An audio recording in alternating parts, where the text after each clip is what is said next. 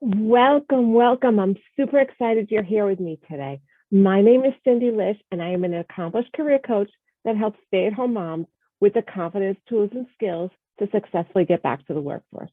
Yep, that's exactly what I do. In fact, over the past 9 years, I've helped 600 women to confidently get back to the workforce at jobs they absolutely love. So, whether you've been home for 20 minutes or 20 years, this is the place for you.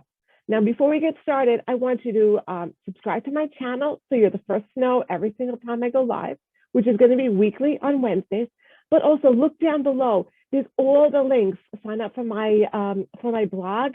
You'll get free content directly to your inbox. I also have opportunities for you to join my free private Facebook group with exclusive content that only appears in that group, as well as my free masterclass, my website, and a whole lot of other resources, all available to you absolutely for free.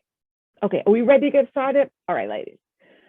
So the biggest concern that stay-at-home moms have about going back to the workforce is that fear, right? That fear of the gap. Who is ever going to hire me? Am I ever going to be marketable? Is anyone ever going to want to hire me after I have been, home raising my family, that I have this gap? Okay, if you get one thing from today, and that is the answer is undeniably, absolutely yes. Definitively, yes, you are marketable. People are going to want to hire you. People are going to want to have the skills that you have. You haven't just been locked up in a vacuum for all this time that you've been at home, okay? You have been learning, you have been growing, you have been problem solving, you've been budgeting, you've been analyzing, you've been multitasking every single day of your life, okay? And people absolutely are going to want to hire you, okay? The thing is this, is that we have to package you right? You have to learn how to play the game. When your child wants to go to college, for example, you can't just come and say, okay, my child wants to come to this university. No, they have to play the game. We have to package them right. They have to take the SATs or the ACTs. They have to have certain grades. They have to fill out the applications properly. They have to write the essay. The essay has to be compelling. Sometimes there's an interview in the process, depending on the school. So there's a lot that has to be done to get in. It's not just like, okay, here I am, I want to come to your school. Okay. And that's something that we sometimes forget about going through the process. It's, like, well, here I am, take me or leave me. But we still want to market ourselves properly. We still want to do it the right way. Let me give you some stories from some moms, just because I want you to have that inspiration. I want you to have that hope. And I want you to also see the different levels and understand that whether you have a master's or a PhD, or you have a high school diploma or anything in between, that every single person who has that gap on that resume has the same fears that you do. Every single one of them, okay, of who's going to want to hire me, that there are people who've been moving on and I've been at home and I've been stagnated. And I'm going to tell you is that, first off, the majority of people, even people that have no gaps on their resumes, people that are continuously working, the majority of the people absolutely will not do what I teach you to do about targeting your resume, about writing really great cover letters, about preparing for the interviews, about upgrading your LinkedIn profile, about upgrading your social media. Most people don't put in that much effort, okay? And that's why they don't get the results. So, you always can be the person who's working harder, okay? And that's the person that wins. It's always the person who wins. So let me tell you a couple of stories. So I was working recently with a client of mine. Now, not only did she have a gap on her resume, okay, but she also came to the United States from another country. So all of her work experience is from outside of the United States. And she worked as a project manager, but in another country. She came here, just a little bit of volunteer work, but that's about it. Okay, no work experience here. And when we started to work together, I remember in our very first session, and she texted me afterward, and she's like, "Oh my goodness, thank you so much, Cindy, because this fear has been overwhelming me for so long. I've wanted to do this for such a long time." Okay, fast forward, she got multiple job offers.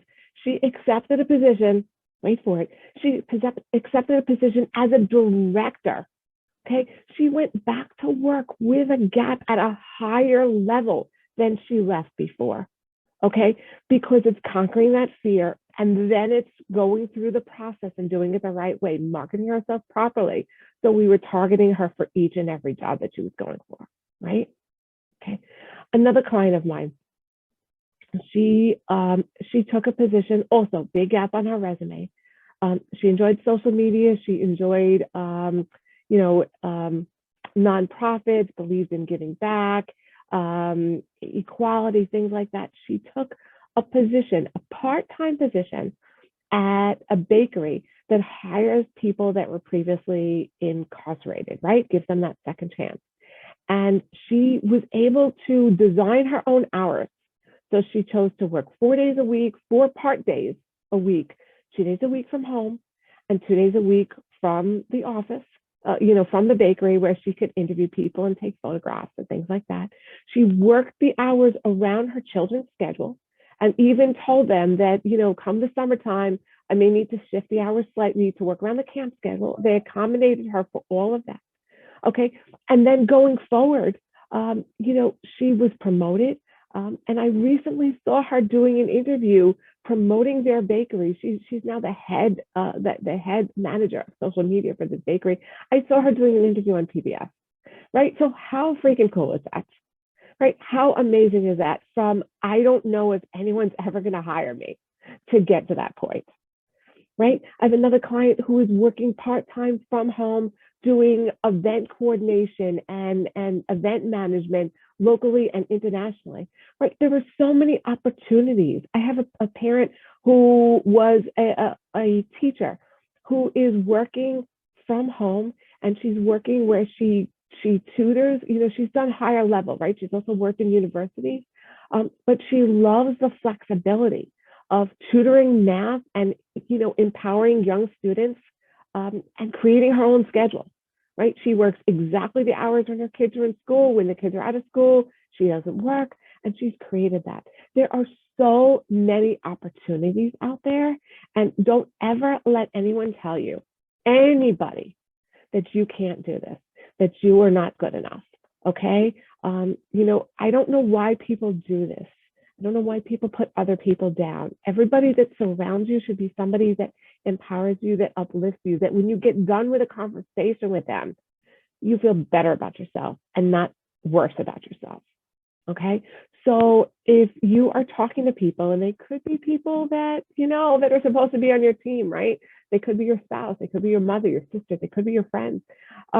And if they're like, oh, hey, Cindy, no one's ever going to hire you. You're just a mom. You're only a mom. I want you to not allow that conversation to happen, right? You don't need that negative self-talk coming in, attacking you. I want you to tell them, I know you mean well, but we're not going to talk about this, right? We're not going to talk about my job search. And have your own set of, and change the subject, right? So you have your own set of safe topics that you're allowing them to talk to you about, because there were plenty of other things you used to talk about before you talked about going back to the workforce. Go back and talk about those things, whether it be books or movies or recipes or, parks or whatever, where you take your kids, anything. But don't talk to them about things where they're making you feel badly. Okay. On the other hand, and this is going to be the final point for you here, is that if your friends, people that know you really well, say, hey, Cindy, you would be really good at this. You would be really good at that. Take them seriously. Look for jobs in those areas from the people who know you really well. That kind of person that knows the things that you do better than anybody else. Don't just push that aside, right? We have a tendency, especially as women, to put ourselves down and to think anything that we do well, we think that everybody can do well. So don't allow yourself to put you down. Okay, so if somebody says, hey, you'd be a great program coordinator, don't be like, yeah, no, who would hire me? Think about it. Look at jobs for program coordinators. Look at the responsibilities and notice how many of the check marks you have, right? How many of those things that you can do? Because it's the kind of thing that we do when we put ourselves down.